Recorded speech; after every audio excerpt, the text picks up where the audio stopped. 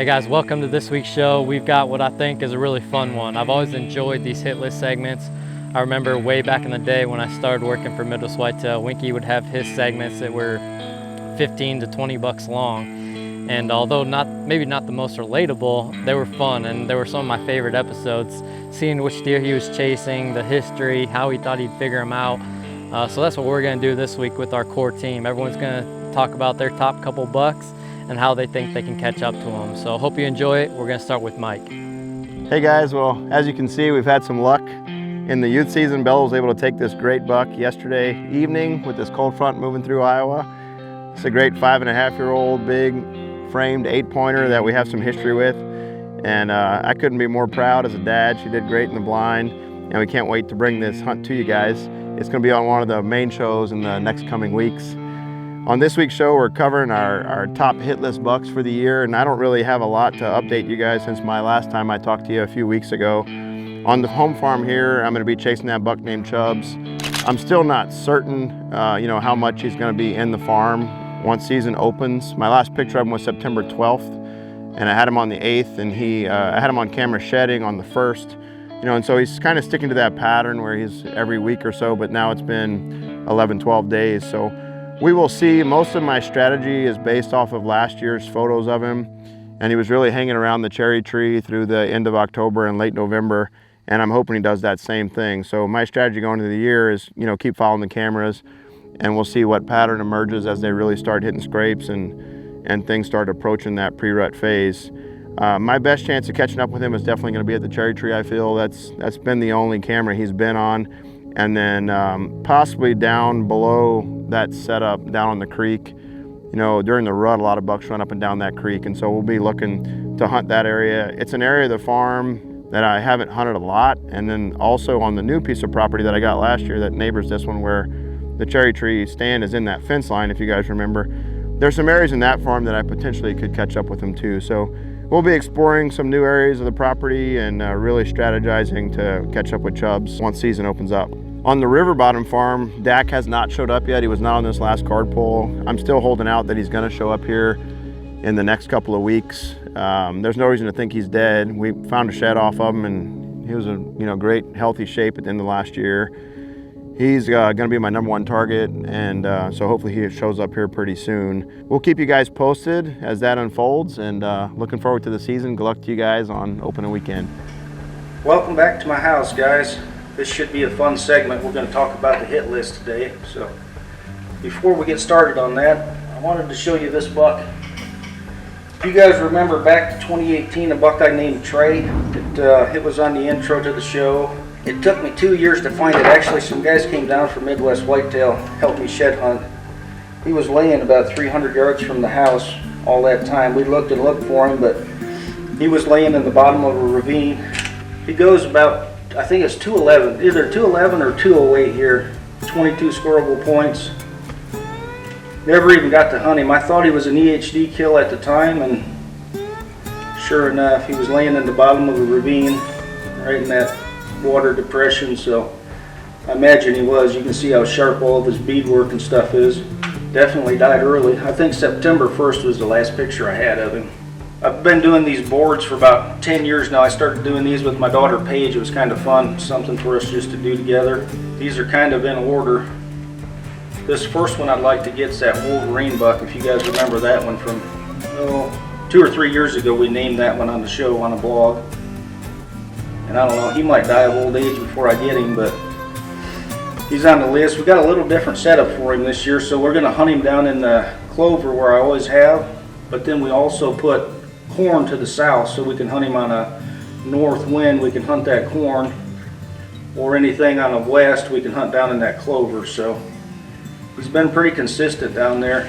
Kind of see what he's done growth wise. It's always real interesting to me is to see what they do over the years. Here he was at 4. 5 he got pretty chewed up. It took us a year to find these, so we just kind of fixed them up the best possible, and then here he was last year at 6 years old. He's mid-70s here.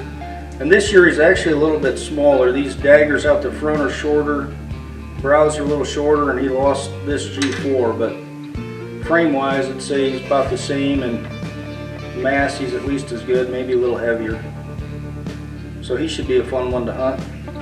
The next one we got has also been on the list for a long time. This is the White 8, you guys might remember from 2019. I haven't hunted him real hard, but he's always been on the list. And I think he's 7.5. He could be 6.5. These might be shed rocking at 4.5.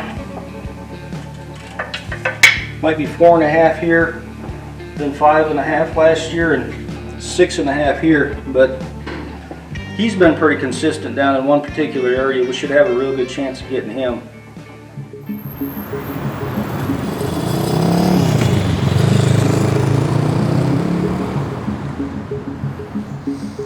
Well, good morning, you guys. Good morning from the urban zone, in fact. Grant and I, now that we've been residents for the past 2 years and plan on at least staying for a while, we decided that it's the smartest thing for us, not being landowners, it's the smartest thing for us to come into the urban zone, get entered, and start working toward that buck tag for the future, because it doesn't count toward your statewide tag. So like I said, without being a landowner, it just makes the most sense, puts an extra tag in our pocket, and it opens up a little more ground for us to hunt the city that we're hunting, and actually provides some public ground. So it's a pretty cool thing here. I was out yesterday morning, pretty slow hunt, saw just a couple small bucks, and then Grant and I have not seen a deer yet this morning, so it's still really nice to be out and the weather's good. So we're gonna hang it out for a little bit longer in here. But while we were in the tree this morning, we've been talking back and forth and figured we'd kind of update you guys or fill you in on our hit list at the moment. As we've talked to you guys out several times this year already, the deer we're calling Eddie is at the top of our hit list for this season. It's the same as he was at the beginning of last season. Fortunately, as you guys have seen, the deer is back. Eddie is back this year.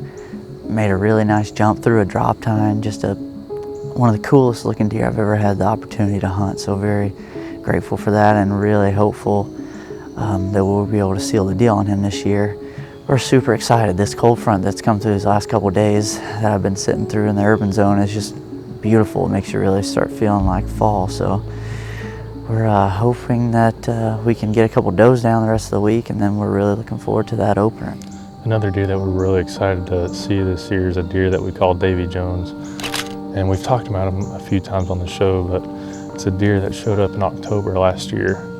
And we're really excited to see him again. We haven't gotten any pictures thus far this year, but we're hoping with these cold fronts that he's gonna move in and show up again in October this year, and hopefully we can hunt him. So as far as we know, he's still alive. We haven't seen any pictures or anything that he's been killed. And I know a guy that we share permission with actually saw him on the north side last year. So we're hoping that he rolls around again, and like Max was saying, we've really put a lot of work into that farm this year. And we've actually deployed about 10 cuttybacks on that farm just to try to hone in on how those deer are traveling through that property and where the best places are to put food plots and put different stand locations. So we're hoping that's gonna help us kind of narrow down where those two deer are located and where they're spending most of their time to get opportunities at them. So like I said, hopefully Eddie sticks around, and hopefully with these cold fronts, Davey Jones makes his way to that property. Max and I are gonna keep continuing to hunt the urban and try to check off these does to earn our buck tag for next year until the October 1st opener. Well guys, we're just wrapping up this morning's youth hunt, and it was a relatively slow morning. You know, we're still after that deer that Jack had named Lucky, and I've put a lot of time in scouting that deer throughout the summer. And it seems like after these temperature drops hit this week, he really got off his summer pattern. But speaking of bucks jumping off their summer patterns, we actually had a new familiar face finally show back up on the farm. And he's gonna be one of my top hit listers this year, and that's a deer that we call Prodigy 2.0. And the farm that he's been showing up on is a piece of ground that a fellow team member, Zach Rosmus, and I both share permission on. Going back 2 years ago when we first got pictures of this deer in velvet, we believe that this buck was actually 3, maybe 4 years old. And we had one encounter with him actually that year, and he was right by the same stand where I killed my bow buck here this past fall. But fast forwarding into 2020, one of my goals for the summer was actually to find this deer back. So I threw a bunch of cameras around the farms, And sure enough, around July 22nd, this buck showed back up and he blew up into an absolute stud. At this point, Zach and I both kind of agreed that this deer could be 4, but we were leaning more towards 5 just because his body was so big. But after he shed his velvet, the only picture that I had of this buck was on the same exact spot right where I killed my bow buck. So with the deer just not being very consistent on camera and having no encounters with him on that farm whatsoever, I just elected to kind of leave that deer alone last year. And first thing again this summer, it was one of my top targets to try and find back. Threw cameras up all summer long and never got pictures of him, but finally this week when the temperature drops came, he showed back up. And he looks pretty similar to last year, but it looks like he blew up a little bit more. And my thought process is just that this deer is just cruising his territory that first week of October to the second week of October, marking scrapes, checking things out, seeing how many does are where. I think that's why he shows up pure daylight in October on that same corner. So that first week of October is going to be spent every day, as if the wind is correct, on that fence line hunting that buck. But he is not the number 1 deer. My top target is a deer that I have very little history with, but I'm expecting to put all of my effort into trying to find this deer back. Last year when I was doing some shed hunting, I kicked up a really, really nice buck, and he only had one side still on his head. Going into this summer, I loaded that whole entire section up with cameras, and I had one series of pictures of him. And you can just tell, even though he's in that early stage of antler growth, that this deer is just gonna blow up to an absolute hog, which is why I call this deer hog. Here recently, Ethan and I actually went in and put a couple cuttybacks up, added a few to the chain. And I'm being really reliant on that deer hopefully showing back up. But these timbers that I hunt, like I've said before, are very, very small in size. So there's a lot of places that he could be hiding, and as of this point, it is my top priority to find this deer back and to try and get a game plan on hunting this buck. But overall, I'm just really excited to get after it this fall. You know, season's right around the corner, and it seems like everyone's got a lot of really good deer this year to chase. So thank you guys for watching, and I look forward to bringing these stories to you guys here soon. All right, my hit list for this year is going to be a little bit fluid based on other bucks hopefully showing up and becoming more regular, but I'm going to start with 2 that have shown up already this year. The first one, I do not have a name yet for this deer. He's just a big frame deer that this will be my, I believe, 3rd year of history with him. The first year was in 2019. Grant and I were hunting together, and Grant had climbed down after the morning hunt and I was still up in the tree, and this buck came walking probably within like 5 steps of Grant on the ground. Grant kind of just hugged the tree. This buck, big 3-year-old, just big frame, pretty 3-year-old deer, walked right by Grant, had a little limp to him. I just filmed with my phone as he walked by. So that was my very first encounter with the deer. I saw him a couple other times, got pictures of him that year. I didn't think a lot other than he was just a good looking 3-year-old. The following year, which was last year, I encountered him a couple times. He had thrown G4, so he's now mainframe 10. Again, big frame, still pretty spindly. But had a good encounter with him as he sparred with a younger buck right out in front of us. So I've passed this deer 2 years in a row now, and I believe he's a 5.5-year-old deer this year, and he looks really good. He showed up. He's not real regular, but he's definitely back and he's in there, and he still hasn't put on a lot of mass, and that he's just a good example of not all deer, even when they reach maturity, are going to be real massive deer. He's just kind of a spindly looking deer. He's still got beautiful frame on him. He threw a little bit of kickers, threw a little bit of junk on this year, longer fours. Just a beautiful big frame deer. So I'm excited to try to get on him. I think I should have a reasonable shot of at least encountering him, just based on where I think he cores up. But he'll be a fun one. He'll definitely look good coming in. So I'm excited to hopefully catch up to that buck. This next buck doesn't necessarily need an introduction, and I'm almost reluctant to put him on the quote-unquote hit list because it just seems like our chances are so slim, and every year they decrease even more. But that #1 buck is Merino, and it just has to be. You know, at this point, he's I think surpassed legendary status of whooping Mike and I and eluding us, but he did show up for the first time the other day. I think it was September 4th. Just one series of pictures, came and worked a scrape, and just to kind of let us, maybe just let us know that he's here and just distract us for a little while. But nevertheless, we think he is an 8.5-year-old deer at the youngest. He could be a little bit older than that, dating back all the way to the first day we ever hunted this farm. We passed him as what we thought was a 4.5-year-old deer, walked under the tree, and I think Mike and I would agree we probably should have just shot him that day and been done with it. But it's tough, but it's a lot of fun. You know, how do you kill a deer that doesn't live on your property? Well, there's two ways. One, you try to get lucky during the rut, or two, you kill him late season when he has to have the food, and that's a real possibility this year. I think this property has more food than it ever has, and for that reason, I think there's a decent chance if he makes it that long, we'll have a good chance at him. But neither Mike or I are going to give up the chase of killing him with the bow. Obviously, that's how I would love to see the story end.